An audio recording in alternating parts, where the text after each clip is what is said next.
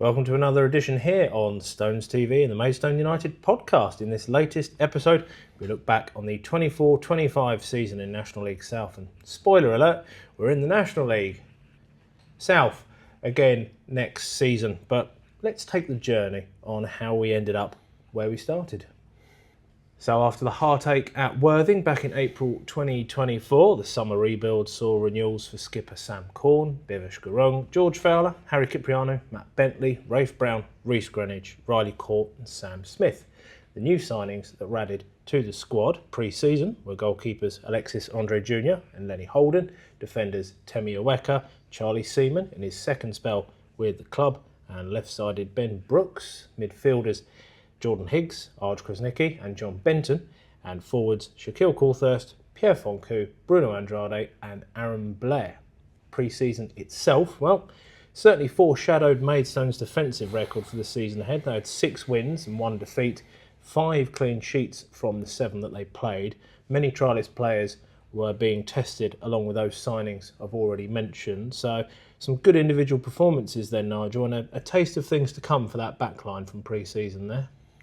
You never know which way pre-season's going to go, do you? You know, you can go and get these big sort of like under-23 academy sides and whop them like 3 or 4-0 on that, or you're going to play sides that are doing the same as you and just getting minutes in the tank. It's different managers treat it in different ways, and you know that's always been Maidstone's way. We've never really had the glamorous fixture as such, what you would call. Well, we had the Crystal Palace one a few years ago, didn't we? Brighton one, I suppose. Yeah, I mean that was obviously a unique occasion, wasn't it? The opening of the Gallagher Stadium, but yeah, you can't never really take too much from them. It's just about getting like teammates to know each other off the field, and again just building their minutes up, ready hopefully for the season ahead. Exactly that, and ready to rock and roll into August they were.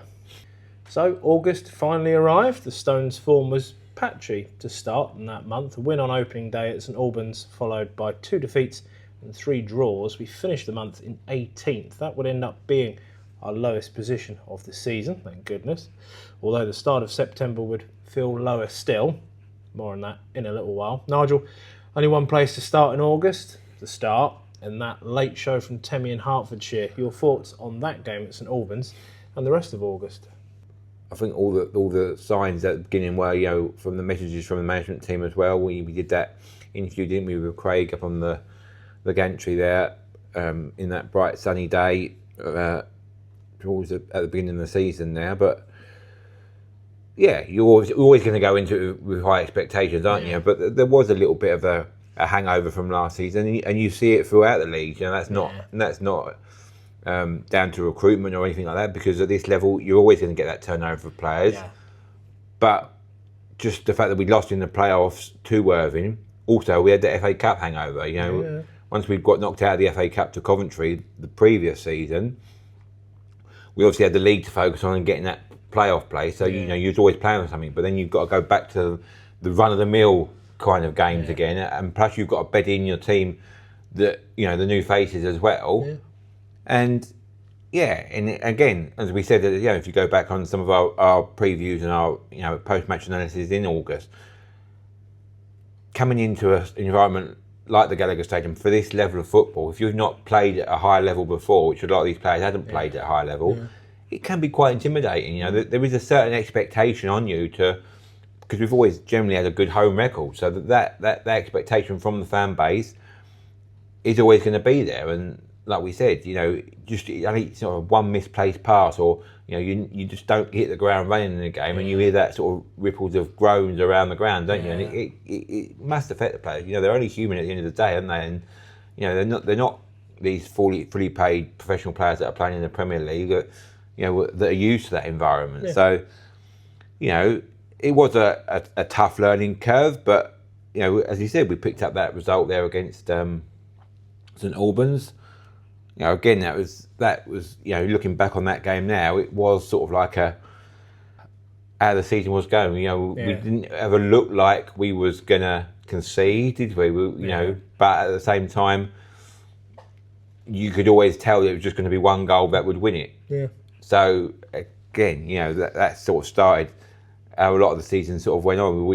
For a lot of the times in the season, we had that very good strength of like defensive record. Yeah. But there were games that you could see that where the goals kind of come from, and great goal, and it set things up. Ben Brooks got that corner flick, and Timmy with a header, and we sort of started with a win. So a few more new faces to boost the ranks during September. Towering striker Harry Lodovica, Tate Trusty, who can play in both defence and midfield, and attacking player Anthony Papadopoulos on loan from Crawley Town. They all joined while Bruno Andrade was released after playing in 7 of the first 9 games of the campaign. Stones played 5 matches in the month, 3 in the league and 2 in the FA Cup. Both cup wins were by the odd goal, including a last kick win against Hampton and Richmond for a first home win of the season. Those 3 league games saw one of each result a second win on the road, which was preceded by the infamous C word, 5-1 battering at home by Chelmsford, down as low as 20th, back up to 16th by the end of the month. Nigel, a mixed bag of extremes for the Stones in September, really. Your thoughts on the C word and the rest of September? Yeah, thankfully, that performance at home against Chelmsford was sort of like a one-off, wasn't it? Yeah. I mean, I suppose coming so early in the season, it did sort of set alarm bells ringing because of the nature of it. But George did say after the game, he was trying a new formation out and it would take time to settle in. And thankfully, we were true to that word in the positive sense that we didn't sort of repeat that again. I mean, going forward, there was a period where, that them 5 goals we conceded in that game accounted for like more or less 50% of the goals that we were conceding. So, it was definitely a one-off. And I think the important thing was that Enfield result. That game came at the right time. Such a great immediate response. Yeah, we went there and we scored that 5 goals. Aaron Blair got his hat-trick and he'd had a few sort of promising performances without actually getting his rewards in that month of August. So we got that, and Bentley got a goal as well, Matt Bentley, and then, then that week after that, then that's when we brought in Papadopoulos and Lodovica and Tate Trusty, and just that little bit of solidarity there, that solidifying the team a little bit more, and then obviously Papadopoulos, we know what he went on to do, and he brought us those sort of like that spark and that that moment where you get off your seats, and that's at the time was kind of like the final piece of the jigsaw, wasn't it? So, I mean, you're always going to get results like the Chelmsford game, especially when you're getting your new bunch together. And, thankfully, like I said, it was just a one-off performance. So October came and Tate Trusty signed a permanent deal. 5 games played in this month, 3 in the league, 7 points from 9, saw the Stones climb 1 spot to 15th. One of those wins was a 2-0 win at Worthing, a small measure of revenge for just over 6 months prior. More on that fixture and scoreline later. The Kent Senior Cup defence was brief after a youthful side lost 2-1 at Welling.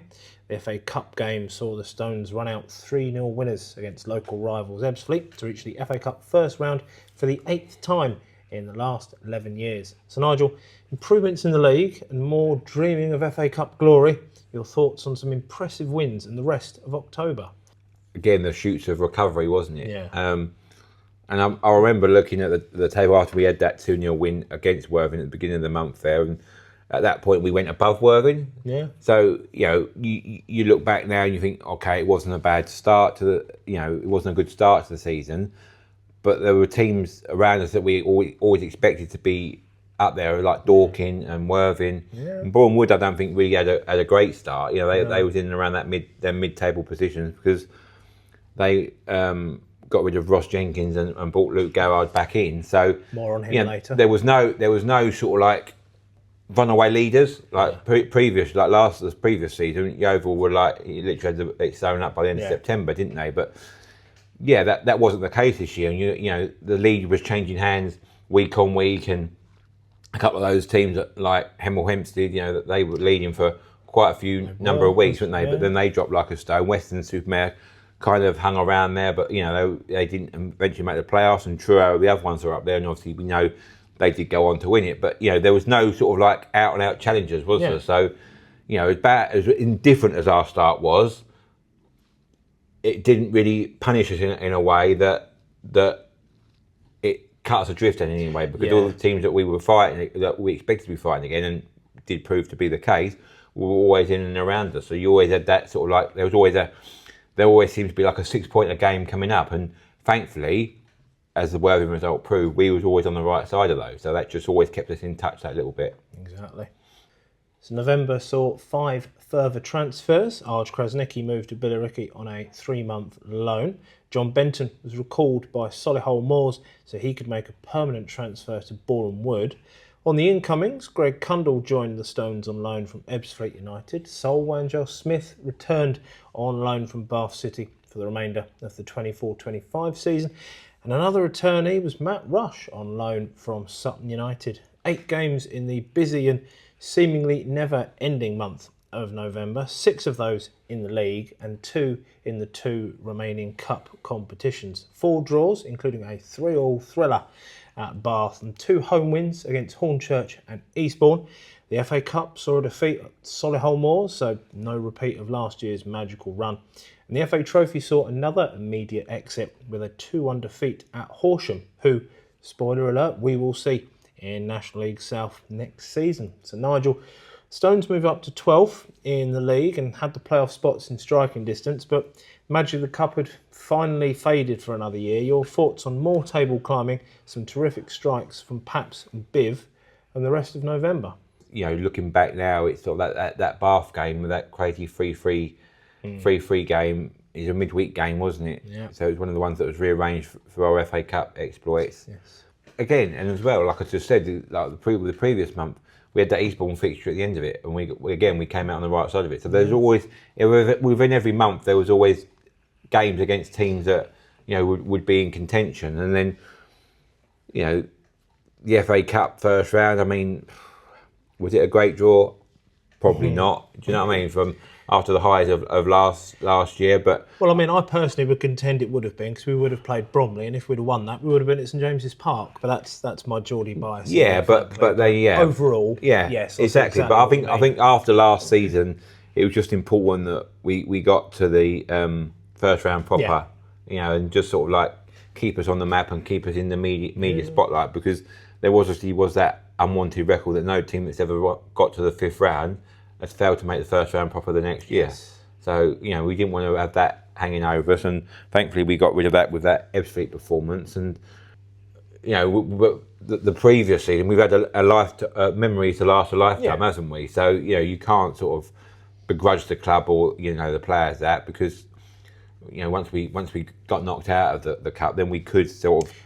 I mean, relative to the previous season, you've got 3 or even 4 months worth of not having fixtures rearranged. You can laser focus for the rest of the season. Exactly, and I think Matt Rush was the benefactor of that, because he came in last year. That's right. Literally, he was cup tied, so he came in on the eve of the first round game. Couldn't play any of the cup games. Yep.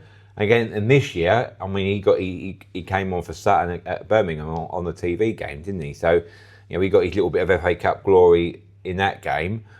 But then with both Sutton and ourselves getting knocked out, he could come in and we could actually get game time, and right. It was probably the sort of like catalyst for what was to come in December. Results wise, December was perfection. 5 wins, only 1 goal conceded in that run, with the Stones moving up into 3rd place after a 3-1 win at local rivals Tunbridge Angels on Boxing Day, and still unbeaten in the league on the road.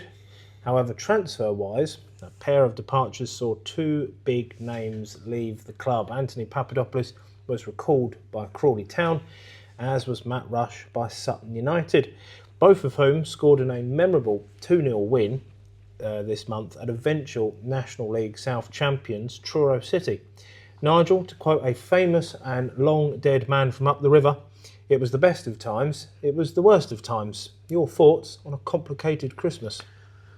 Yeah, I mean, it was the perfect month, wasn't it? You had that rearranged game against Salisbury, and we travelled down on the Saturday, we had to then travel back down again the following week. We got the result there. We went to Truro. That was the 2-0 win with Matt Rush. We started the month at Aveley, and we had that comprehensive win there away at Avon on the Monday night. Again, that was another one that was rearranged, wasn't it? Because the original game was called off because of all the traffic on the Dartford Tunnel. So, all these little obstacles that were put in your way. Yeah, I said we'd had the rest of the season cleared up for rearrangements. Yeah, I think December we'll take that as read that there was quite a few needed still. Obviously, That's it. And and then to get our customary sort of like Boxing Day win over Tunbridge, and of course, you obviously felt at that time that momentum was building, and I still say it now. If we'd have kept, I know if buts and maybes, but if we'd have kept Matt Rush and Anthony Papadopoulos to the end of the season, I think we'd have won the league, because we had that momentum behind us, and we like I say, it is ifs, buts and maybes. We had such a good sort of like Rush and Blair and Papadopoulos, were like scoring amongst themselves. Yeah. Not just like tapping goals. Some of them Papadopoulos goals were like, worldies, and Matt Rush as well. That one down at Truro, it was a classic striker's goal, wasn't it? Just getting it one touch across the keeper, and you could really sort of feel like something good was happening. But as football, as a way, it just rises up and kicks you in the teeth when you're at your highest sort of moment, and it's just one of those things, isn't it? What could have been, and that was probably everything was coming together, and we just that was a frustrating thing. We just didn't see where that particular journey with them particular players would have ended, and that's the frustration at that time. But as we all know, that's football. Sure is. So January saw more in the way of transfer activity. Matt Bentley returned to the United States to take up a university scholarship whilst playing with the Chattanooga Red Wolves. Sorry. Winger Balin Johnson joined the Stones on loan from Cardiff City, and forward Ricardo German joined the Stones on loan from Hemel Hempstead. To the results, 10 points from 18 available, 3 wins including 4 more goals against Enfield. A first league away defeat finally came at Chesham, and Worthing got a big win at the home of the Stones. Despite those mixed results there, Nigel, the Stones finished the month in second place, onwards and upwards mostly. Your thoughts on January? I remember feeling at the time that you could just feel like there was a momentum shift.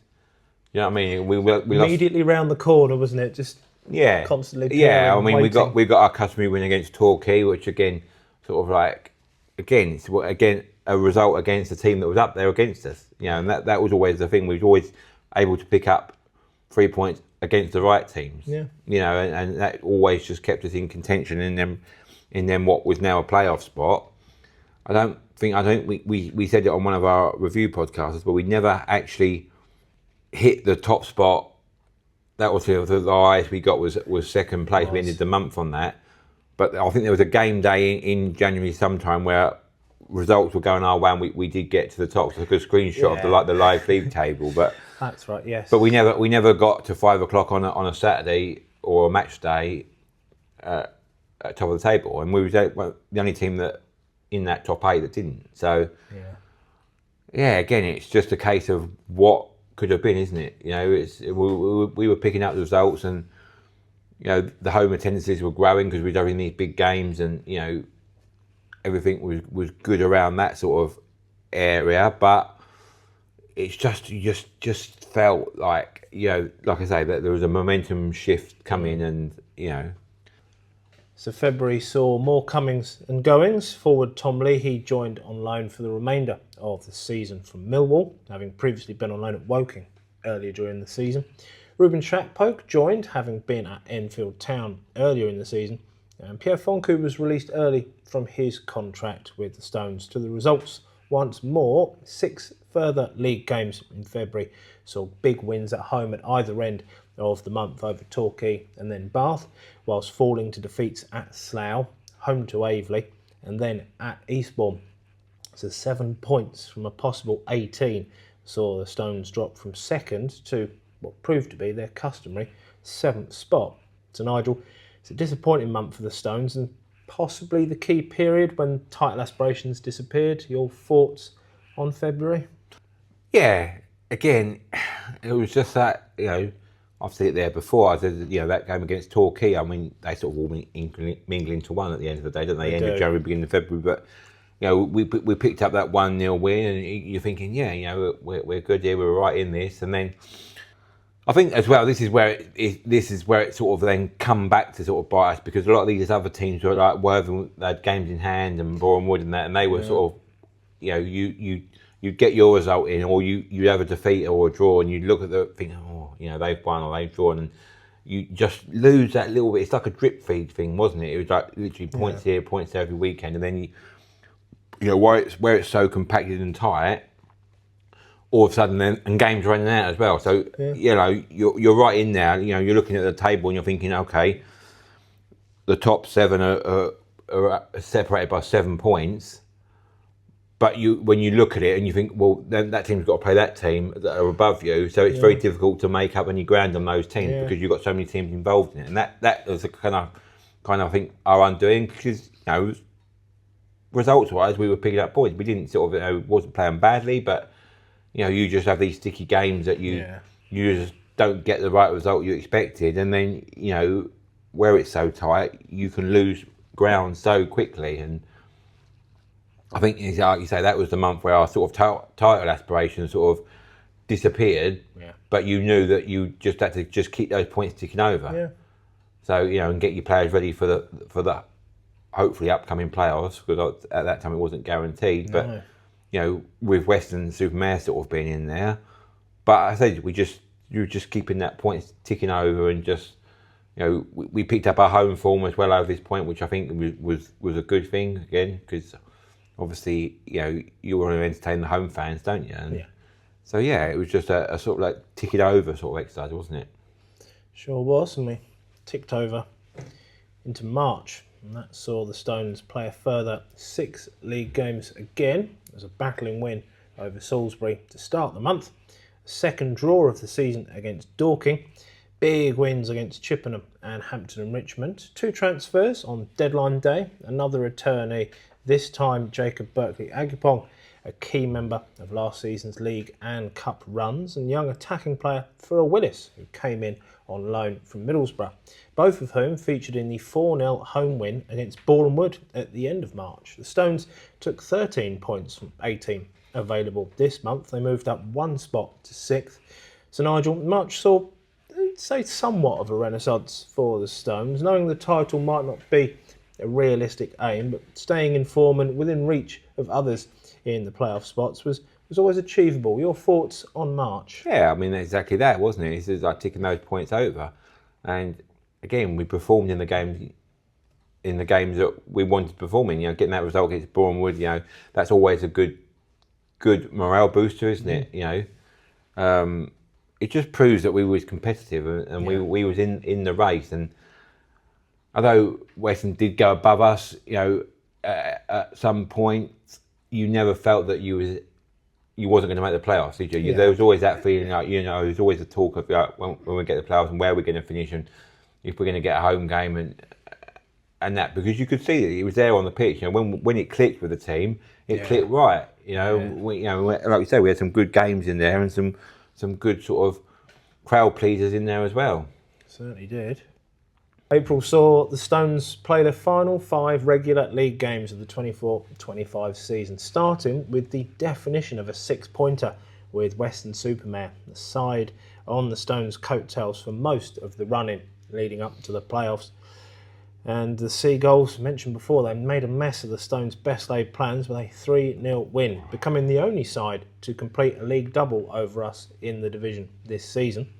The Stones would head into the Easter weekend back in 7th spot, and a 4-0 win for Maidstone would relegate Welling United before being held at home by Tunbridge Angels.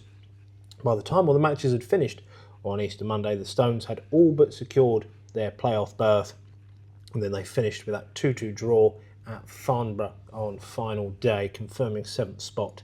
6 points from 15, a scrape over the line, but the Stones had made it to the end of season party. Nigel, your thoughts on the regular season games in April?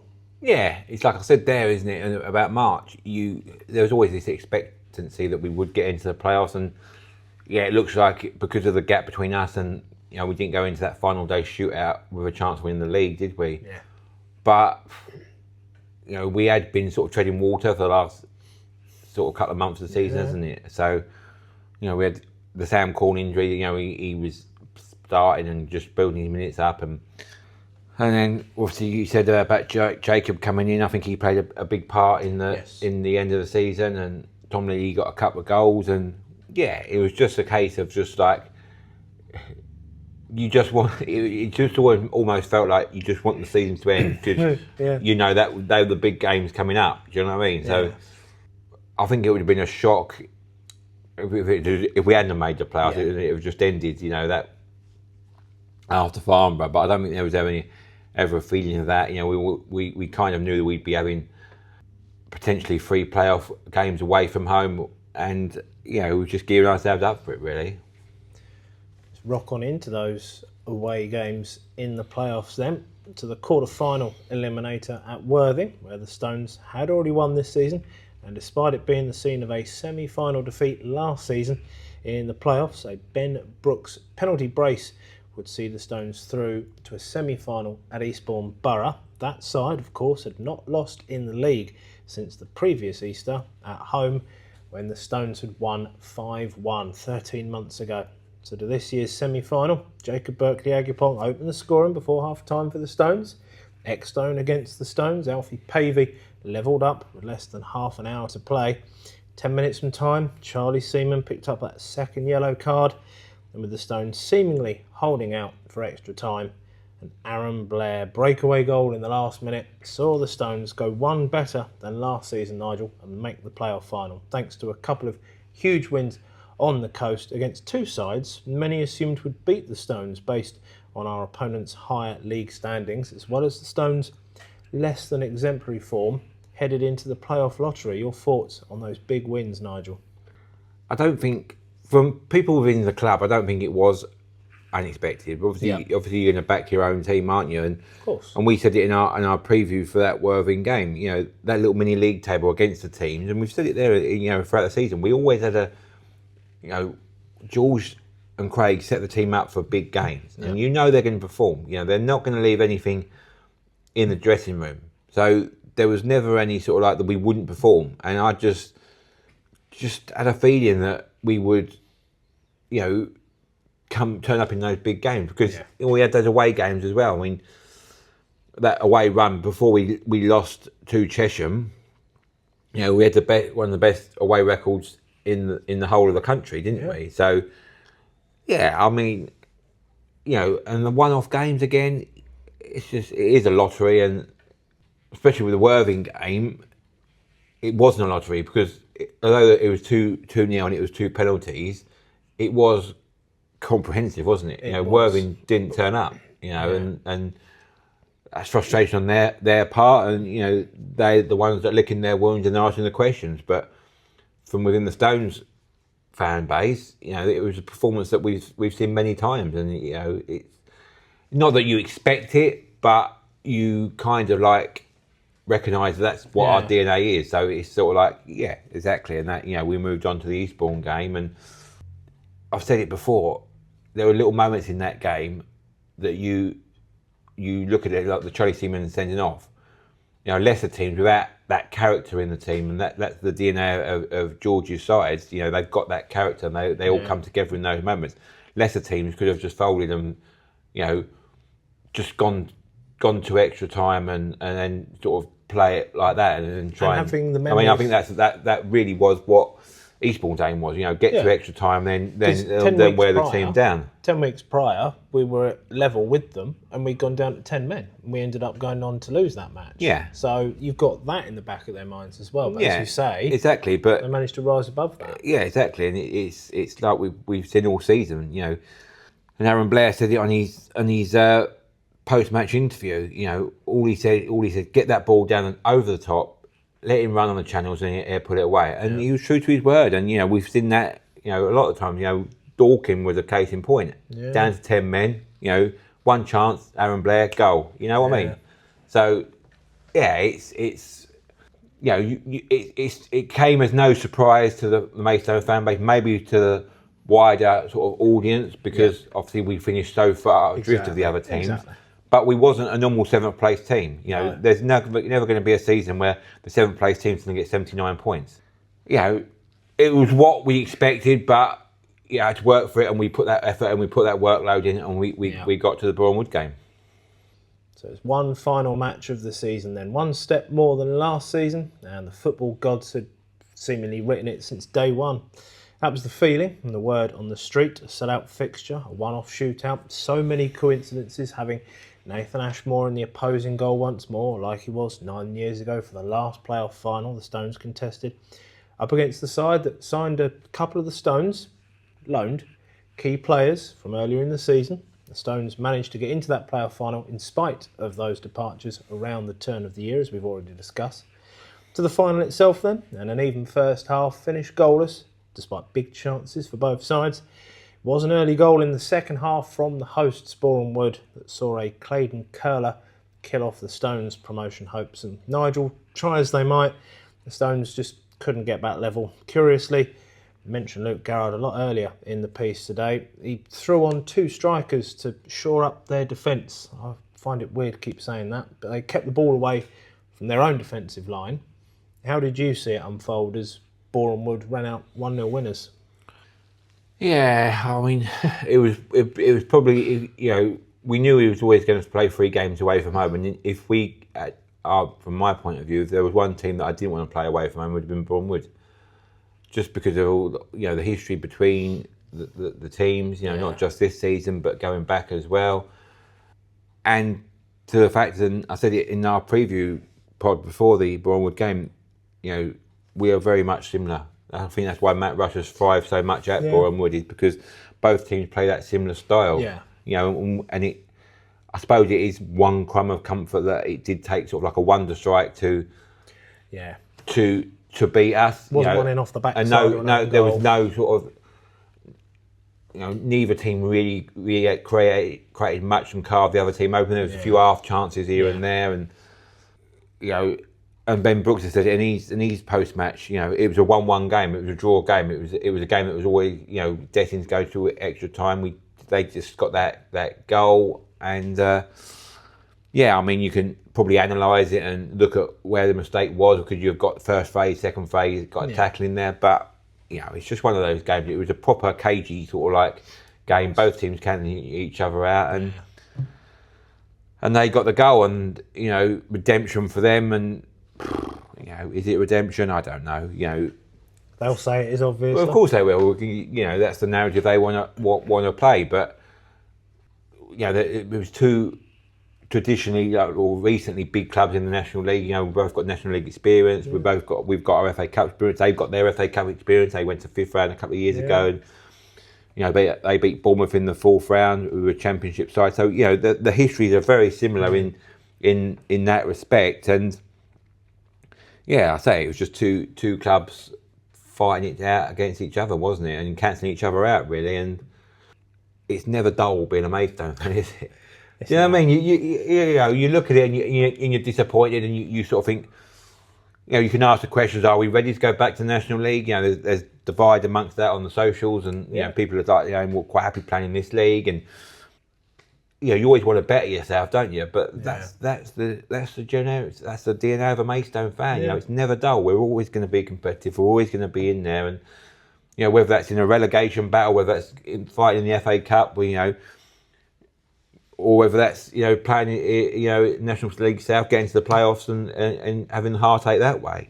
That's football. There's always ever going to be one winner. There's no guarantees, is there? Just because there is no destiny, there is no redemption. It's just the football gods, and what will be, and that's where we find ourselves. But it's certainly not a disappointing season, is it? To be in that mix, and on the final day in that mix up to be one of 3 teams that were going to be promoted. We was one of them 3 that had the chance of promotion.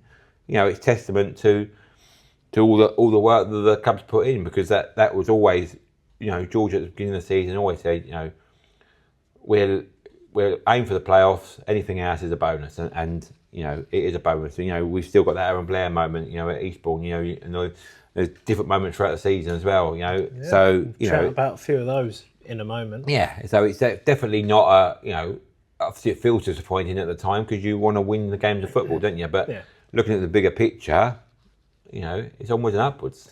It is, and it's disappointing because I have to finish that particular section with congratulations go to Bournemouth on their promotion to the National League. Start attack, start attack, start attack. Back as ever by popular demand. We can add prop work to the CV now, Nigel. That's good, isn't it? Any potential suitors? Great flag work there, wasn't it? There we go. A final stat for you all before I try and get Nigel to give me some stats, as I've given him so many, and all of you, during this last season. That Stone's defensive strength shone through all season long. It was the best Maidstone defence since the 1980s, and it even surpassed the 21-22 side on a goals conceded per game basis, that side that won the league under Hack 3 years ago. So to the game we play every post-season now, Nigel. We'll see how much of what I've bleated at you for the last 10 months has stayed in your head. Let's have the most appearances in all competitions for the Stones. Who do you reckon was in the top 3 this season? Top 3? Well, obviously the top would be Alexis Andre Jr., wouldn't it? There you go, he's got one. Aaron Blair, he came off sub once, didn't he? There you go, he's got another one. And then I would say... Every day he's buffering. Ben Brooks. There you go. There's a top 3 from Nigel. 1 from 1. Good man. Top scorer, all competitions. Looking for a top 3 once more. Top 3? Oh my goodness. Well, Aaron Blair's... He's trying to give you just some... Aaron Blair's top, isn't he? There you go. There's one. See, you've already achieved something there. What else are we looking at? Ben Brooks. There you go. He was on 9. Nearly got his double digits. And then we've got to look... Oh my goodness me. There's 2 of them. You can have either one, and both of them got 6 apiece. 1 left, 1 stayed. There you go. I'll give you a hand. It's going to look great on the edit, this, isn't it? Well, yeah. He's going to make him look a lot quicker, hopefully. Well, if you said that, it's obviously George Farlow, isn't it? No. No? He was on 5. He was just underneath. Well, yeah. Scores of 6. Go on then, give us it. So it was Mr. Papadopoulos at Oh. 6 and Shaq Coulthurst. Ah, I didn't say Shaq. Of course I was said gonna it say. there. We get it on the edit. In It's all fine. competitions, yeah. Exactly, in all competitions. So to the top league scorers, you've obviously got quite a few of those there. So the top 3, and there's 4 players sharing 3rd place for league top scorer. So we'll probably work out the top 2 straight away. Well, I've just said Ben Brooks Aaron Brooks. and Yeah. Aaron Blair. Yeah. So then you've got Temi Oeka, George Fowler, Charlie Seaman. no, No. there's 2 more to get. We've already had one of them in the last stat. Shaq. No. No. He got most of his some of his in the FA Cup, didn't Right, okay. So you've got 2 more to get. So you've had Temi and George. We've already mentioned one who left. Oh, Papadopoulos. There you go. So that's the 3rd one. And the other one's another loan signing who came in from the West Country. So Wayne Joe Smith. There you go. I thought that would narrow it down. It did, didn't it? Yeah. So yep, all 4 of them got 5 apiece in the league. Let's have another top 3 of assist makers. Who got the most days. assists? There's going to be a fairly obvious standout one. Well, it's Ben Brooks. For YouTube, Ben Brooks, he got 12. Then Aaron Blair. Indeed, he had 8. And You've already mentioned him. yeah, Charlie Seaman. Yes, but he's not scored anything until now. He had 6. The most subbed player, the player who got taken off the most. Top 3. Taken off or come on? Most subbed player, so removed from the field of play. Always a niche stat. I don't know. Let me know. Jordan Hicks. He was in there, yes. It's like tenable, isn't it? Do you know what I mean? It is, yeah. Well, some people might say untenable, to be fair, Oh, this God. position. So Bivesh Gurung had 39. Right. He played 39 games and came off in 17 of them. Sol Wanjo-Smith played 27, came off in 17 of them. Higgs was 14 from 32, and then Paps was 20 from 13. So even though he was quite a prominent feature when he was here, he didn't play too many full 90 minutes. Right. So hopefully he's had the job done by then, isn't he, to be fair, when you think about it.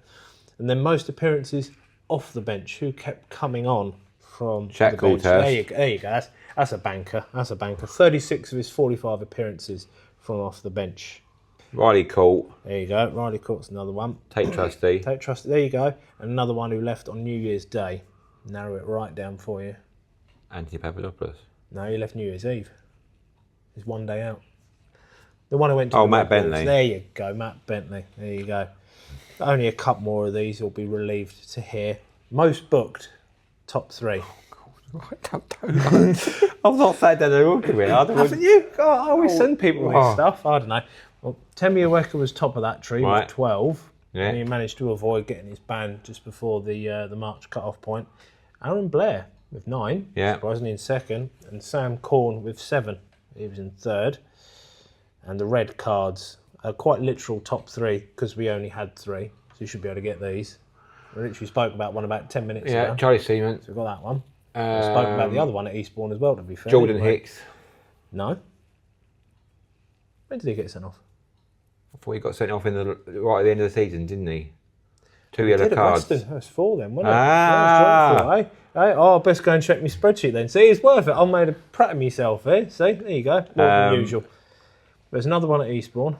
Yeah, so that's Rafe Brown. Ralph Brown. We'll always have Dorking. And we'll always have Reece Greenwich. We'll always have Rhys Greenwich elbowing someone.